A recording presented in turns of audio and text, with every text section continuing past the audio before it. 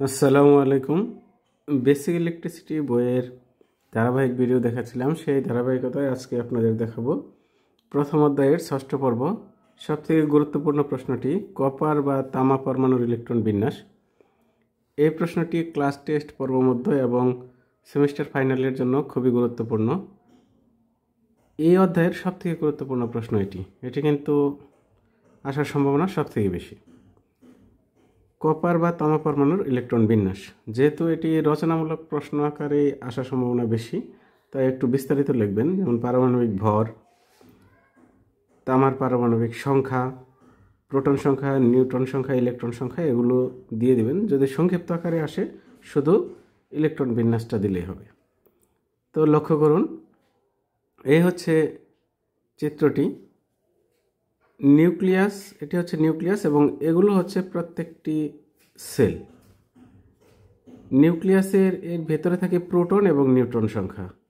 এখানে দেখেন প্রোটন সংখ্যা আছে তামার ক্ষেত্রে 29টি এবং নিউট্রন সংখ্যা আছে 35টি। ইলেকট্রন সংখ্যা হচ্ছে তামা বা কপারের ইলেকট্রন আমরা জানি 29টি। এখন এই ইলেকট্রন বিন্যাসটা আমাদের করতে হবে। ইলেকট্রন বিন্যাস হচ্ছে এই প্রতিটা সেলে ইলেকট্রন বিন্যস্তভাবে থাকবে। কোন সেলে কতটি থাকবে তা বের করতে হবে। এটি সাধারণত করা হয় একটি সূত্রের মাধ্যমে, 2n²। n হচ্ছে অরবিটের সংখ্যা, 1 2 3 4 এভাবে যতগুলো বসতে পারে। তো আমরা যদি প্রথমেই প্রথম যে সেলটি আছে এই সেলে থাকবে ইলেকট্রন, যদি এই সূত্রটা বসিয়ে দিই 2n², n হচ্ছে অরবিটের সংখ্যা, আমরা 1 বসিয়ে দিলাম যে 2 দুইটি, তাহলে প্রথম সেলে থাকবে 2টি ইলেকট্রন। ঠিক দ্বিতীয় কক্ষপথ বা সেল, এই দ্বিতীয় কক্ষপথে থাকবে 8টি ইলেকট্রন। 8টি ইলেকট্রন।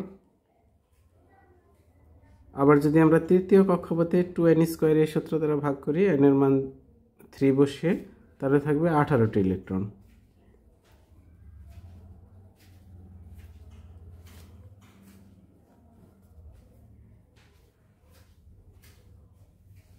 এবং সর্বশেষ বা চতুর্থ কক্ষপথে থাকবে, যেহেতু ইলেকট্রনের সংখ্যা আছে 29টি, 29টি থেকে যতগুলো হয়েছে 28টি বিয়োগ করলে 1টি থাকবে সর্বশেষ কক্ষপথে। সর্বশেষ কক্ষপথে এটি 1টি থাকবে। এটি হচ্ছে তামার পরমাণুর ইলেকট্রন বিন্যাস।